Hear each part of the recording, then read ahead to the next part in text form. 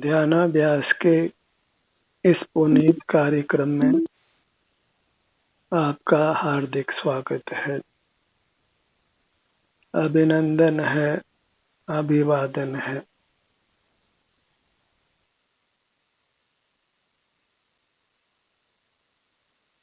ध्यान के द्वारा जीव सर्व दुखों से मुक्त होता है। इसलिए ध्यान के लिए अपने नेत्रों को बंद कर लीजिए।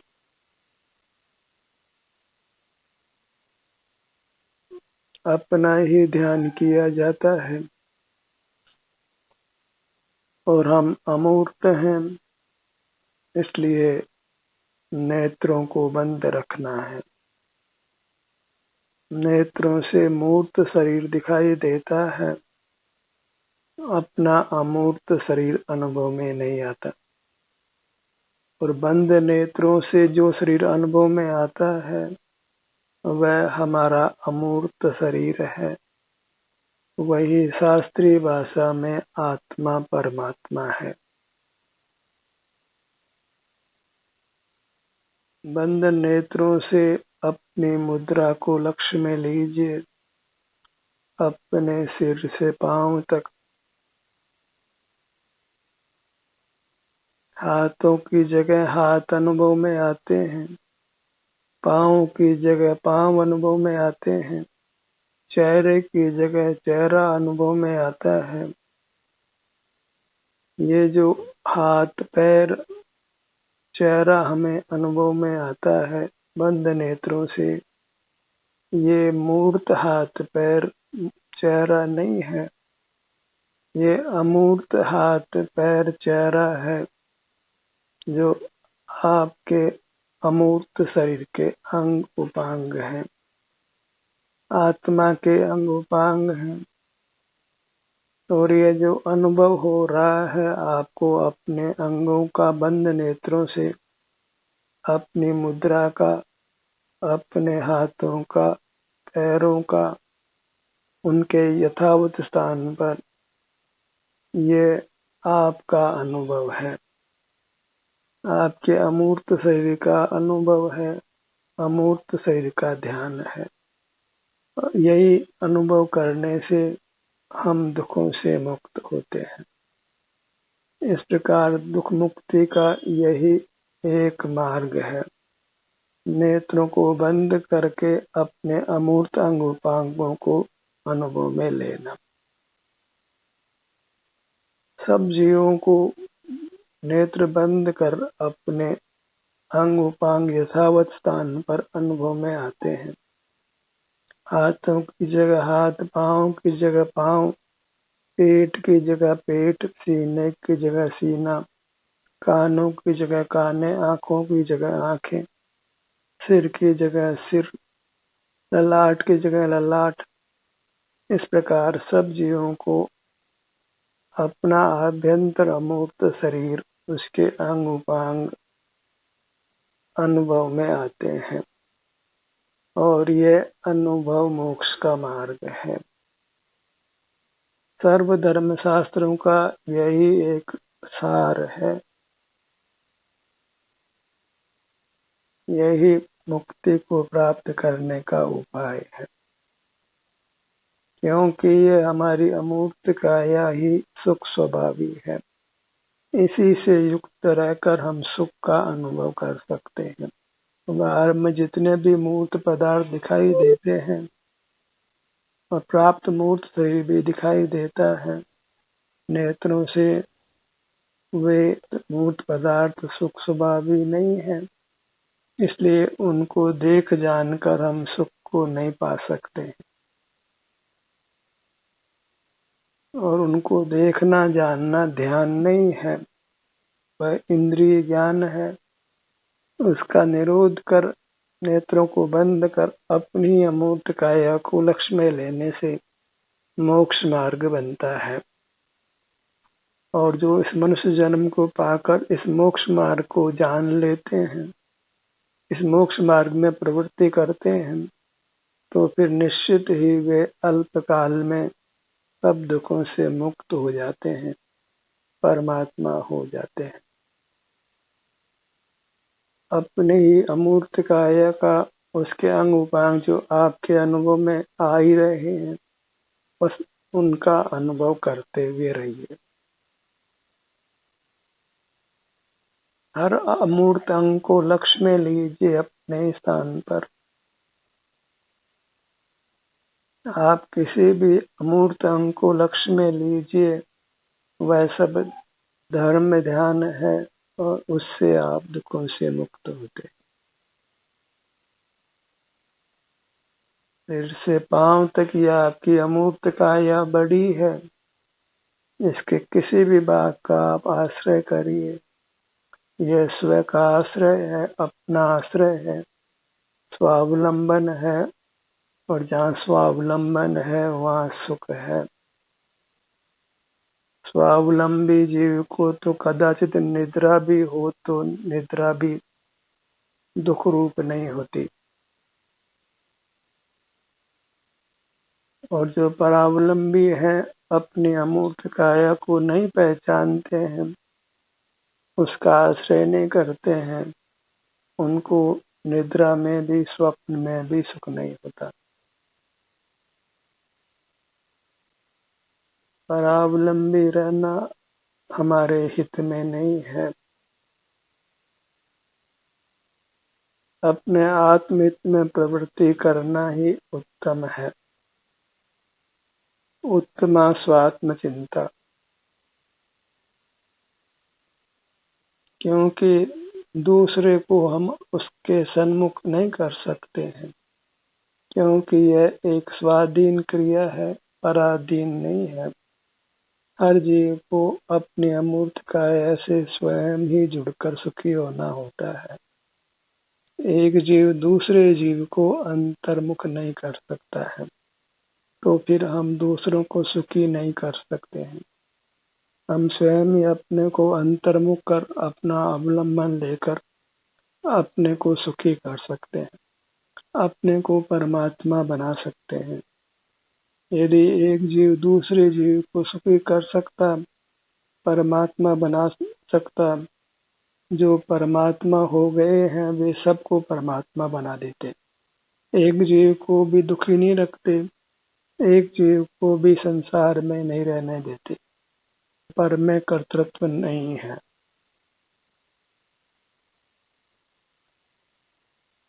मार्ग अत्यंत संक्षिप्त है, होने से सुगम भी है।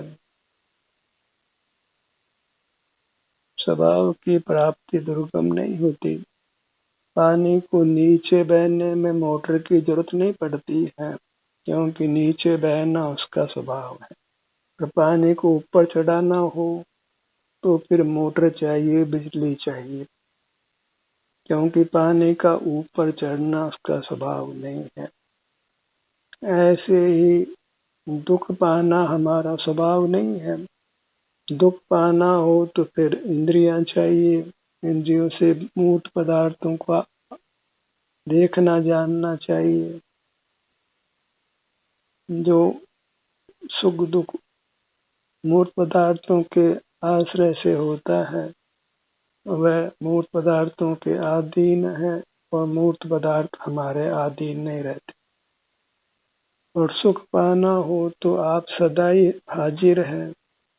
नेत्र बंद करिए और अपने अंग उपांगों तक अपने ध्यान को ले जाइए। जो अंग उपांग आपको अपने स्थान पर यथावत अनुभव में आते हैं, पर उनमें रंग को नहीं देखना है, गंध को नहीं देखना है, रस को नहीं देखना है, स्पर्श को नहीं देखना है। वहाँ कोई आवाज हो तो उसको भी नहीं सुनना है, क्योंकि ये सब हमारी अमूर्त काया के स्वरूप नहीं है।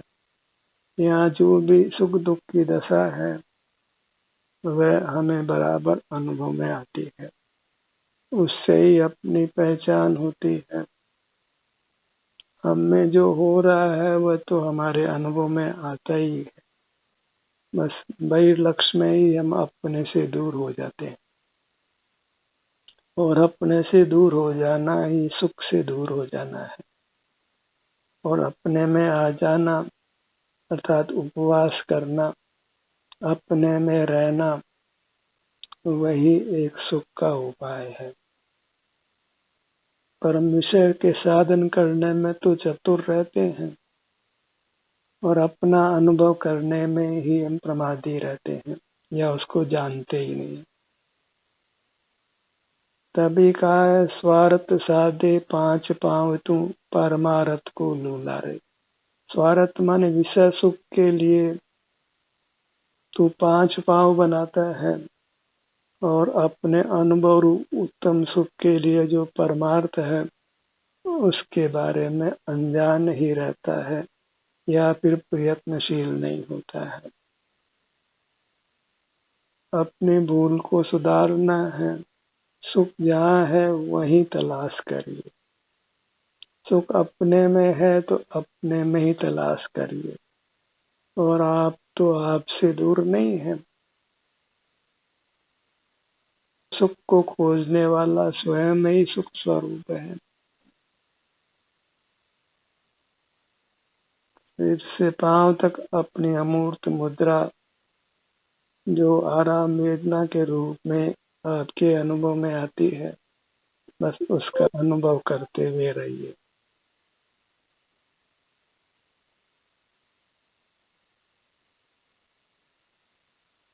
ये इंद्रिय ज्ञान नहीं है, ये अपना ही वेदन है, अपना ही एहसास है, अपना ही अनुभव है। और यहाँ अत्यंत स्वाधीनता है।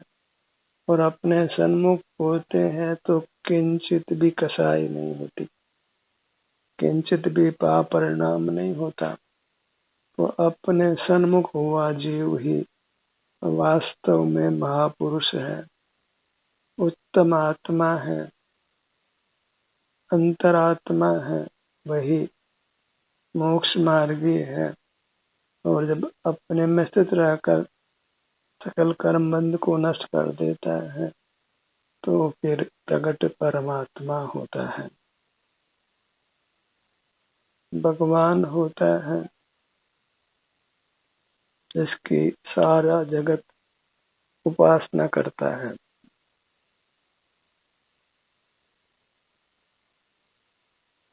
अमूर्त मुखमंडल को लक्ष्य में लीजिए।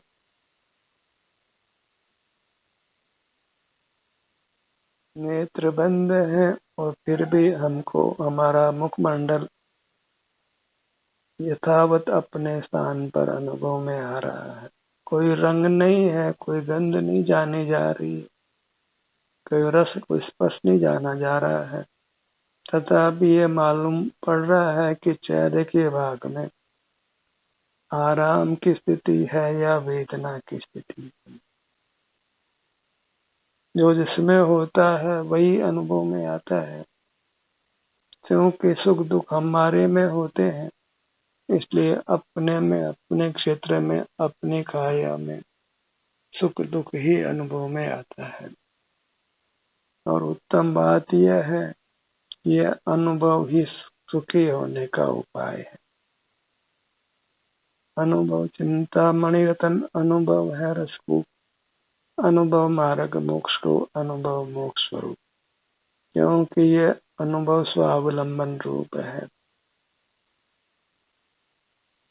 स्वाधीनता सदा ही सुखकारी है। सिर से पांव तक ये हम हैं और हम अपने ही अधीन हो रहे, अपना ही आश्रय कर रहे हैं। स्वाश्रय से मुक्ति मानी गई है और वह अनुभूत भी है कि जब जब हम अंतर्दृष्टि कर अपने विभिन्न अंगों को लक्ष्य में लेते हैं, अमूर्त होने पर भी वे हमारे अनुभव में आते हैं और उस अनुभव के समय हमें शांति रहती है।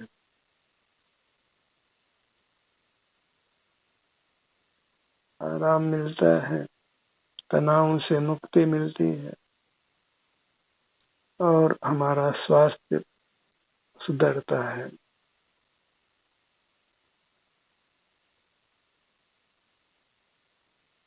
सिर का भाग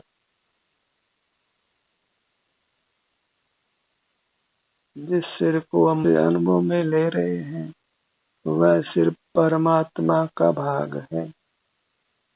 इसलिए जब भी सिर के भाग के सन्मुख रहें तो भक्ति का भाव हो, एकाग्रता हो, चित्त की स्थिरता हो, क्योंकि परमात्मा के दर्शन का कोई सलीका होता है, वहाँ अनुशासन होता है, एकाग्रता होती है, शांत रहते हैं, मौन रहते हैं। वह सब आपको अपने अंगों को अनुभव में लेते हुए उसको पालन करना है।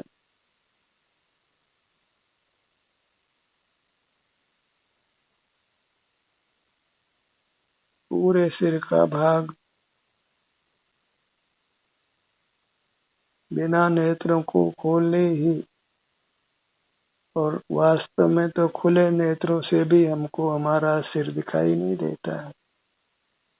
भले हम आंखों के ज्ञान का, इंद्रिय ज्ञान का अहंकार रखते हो, पर आंखें तो स्वयं अपने आप को ही नहीं देखती है, अपने पीठ तक नहीं पहुंचती है, अपने सिर तक नहीं पहुंचती है, अपने ललाट तक नहीं पहुंचती है, अपने कानों तक नहीं पहुंचती है,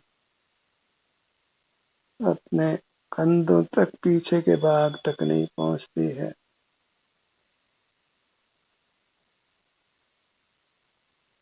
ऐसे इंद्रिय ज्ञान एक असमर्थ ज्ञान है। अपना ललाट का भाग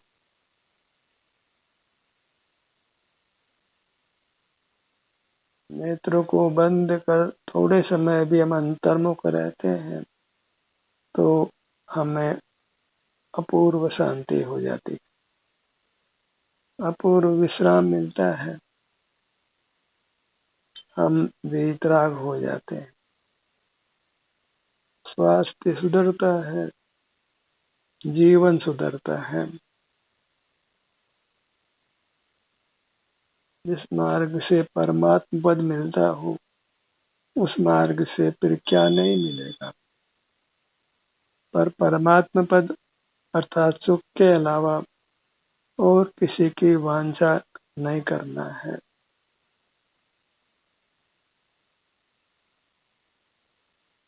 अपने भ्रूमध्य पर आइए,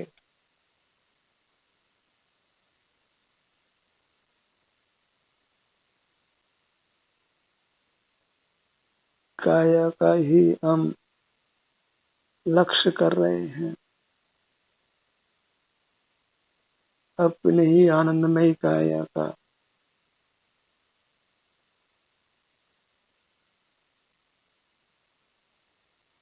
स्वभाव से परमात्मा की काया का ही हम अनुभव कर रहे हैं।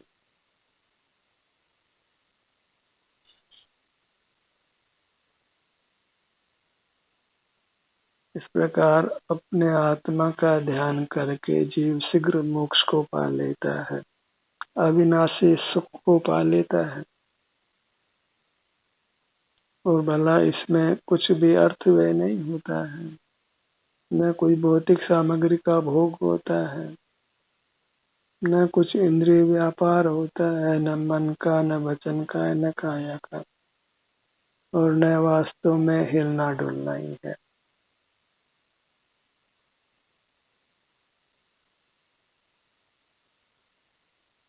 अपने सन्मुख रहने का अभ्यास करता हुआ जीव ही एक मूर्त प्रतिमा के समान स्थिर हो जाता है, एक शव के समान स्थिर हो जाता है, निष्कंप हो जाता है,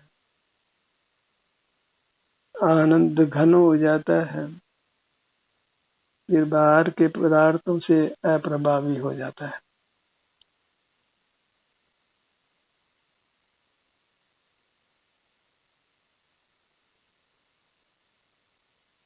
अपने ध्यान को अपने नासिका भाग पर लाइए। अमूर्त नासिका जो आत्मा का आपका अपना हिस्सा है और जो सुख का बना हुआ है।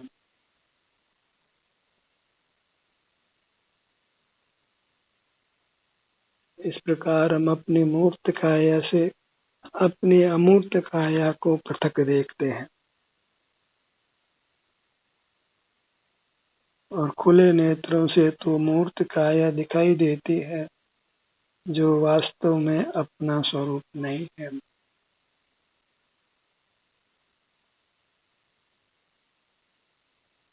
अपने दोनों ओठों के स्थान पर आइए।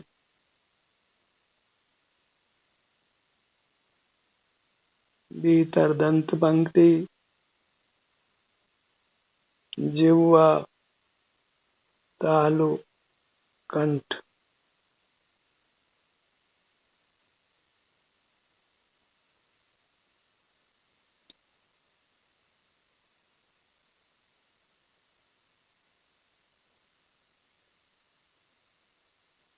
अपने वस्तु के पुनः पुनः ग्रहण में आकुलता नहीं होती, सुख की अनुभूति ही बढ़ती जाती है।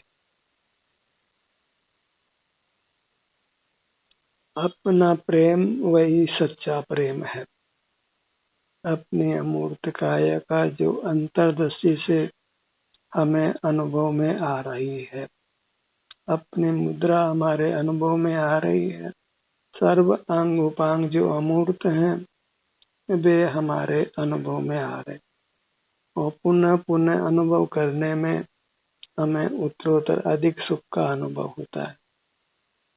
इसलिए यहाँ पुनरावृत्ति एक महान गुण है। यह पुनरावृत्ति ही मोक्ष का मार्ग है। हमें अपने जो अंग उपांग जो नियत हैं, उन्हीं के सन्मुख, उन्हीं के लक्ष्य से रहना है।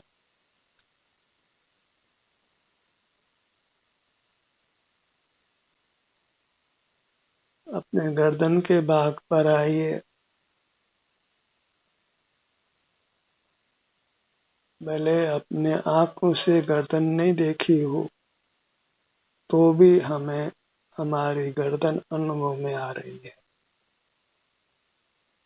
इंद्रिय ज्ञान में तो बहुत पराधीनता है, और इंद्रिय ज्ञान के विषय दूर के पदार्थ तो दूर रहो, जो अपने में ही जो मूर्त है वह भी इंद्रियों से ज्ञात नहीं होता है।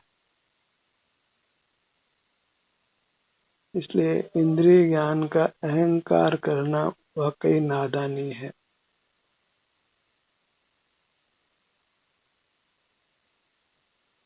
ये मूर्त काया इंद्रिय ज्ञान में पूरी तरह जानने में नहीं आने पर भी इसके भीतर जो हमारी अमूर्त काया है, जो हम हैं, वह हम हमारे अच्छी तरह अनुभव में आते हैं।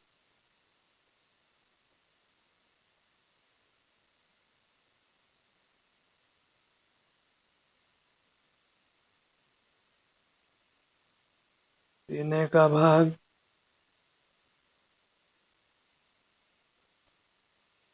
अपने आनंद को भरपूर लीजिए। इसमें अपच नहीं होती है, आनंद बढ़ता ही जाता है। विषयों के ग्रहण में तो कुछ समय उपरांत हम उस विषय को फिर ग्रहण नहीं करना चाहते।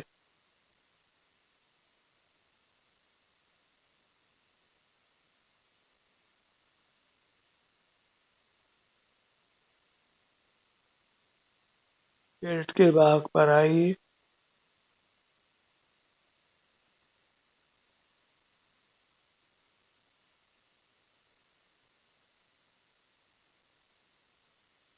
अपने पुनः ग्रहण करने में बढ़ता हुआ सुख है। Law of increasing happiness. और विषयों के ग्रहण में तो लॉ ऑफ इंक्रीजिंग अनहैप्पीनेस है। जितना बहिर्मुख ज्यादा रहते हैं, उतना ही ज्यादा दुख पाते हैं, और जितना अधिक अंतर्मुख रहते हैं, उतना ही अधिक सुख पाते हैं।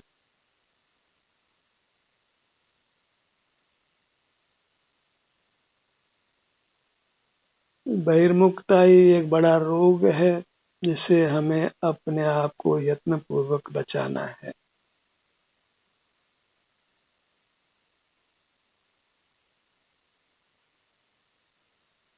इस श्लोक में रोगों का भय जताया जाता है। पर जो महान रोग है बहिर्मुखता का, उसका ये मोही जगत कोई भय भी बताता नहीं।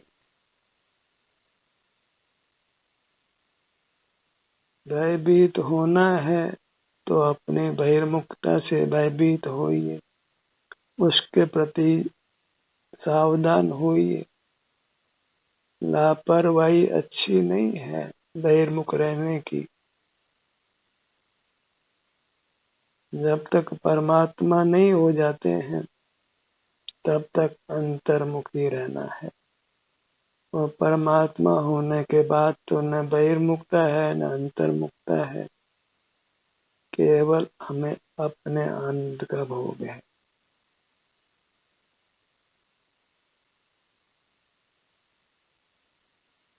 अपनी दाहिने भुजा पर आइए, बंद नेत्रों से दाहिने भुजा आपके अनुभव में आती है तो अनुभव में लीजिए, यह अमूर्त दाहिने भुजा है। अब अपने दाहिने हाथ की अमूर्त अंगुलियों को लक्ष्य में लीजिए, बंद नेत्रों से ही, क्योंकि अमूर्त को विषय बनाने के लिए मूर्त इंद्रियों की आवश्यकता नहीं होती है। मूर्त के सहाय से ही हम मूर्त को विषय कर सकते हैं। मूर्त इंद्रियां नहीं हो तो मूर्त पदार्थों को देख जान भी नहीं सकते, और मूर्त पदार्थों को देखना जानना तो एक विषय सुख है।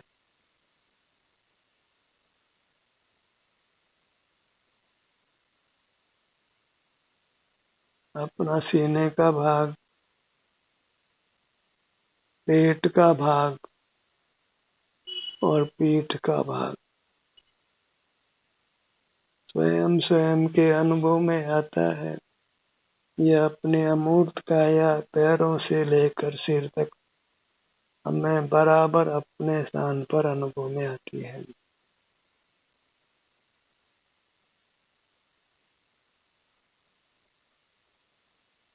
अपने मुद्रा को ही बारंबार लक्ष्य में लीजिए, जो अमूर्त होने पर भी हमारे लक्ष्य में आती है, अनुभव में आती है। ये आत्म ध्यान है, धर्म ध्यान है, वितराग होने का मार्ग है, स्वस्थ होने का मार्ग है। इसी से यह भव और आगे के भव भी जब तक परमात्मा नहीं होते तब तक हम बहुधा सुख से ही रहते हैं, और अंतोगत्वा पूरी तरह हमेशा हमेशा के लिए सुखी हो जाते हैं। ध्यान का ये सत्र यही समाप्त होता है। आपकी सहभागिता के लिए धन्यवाद।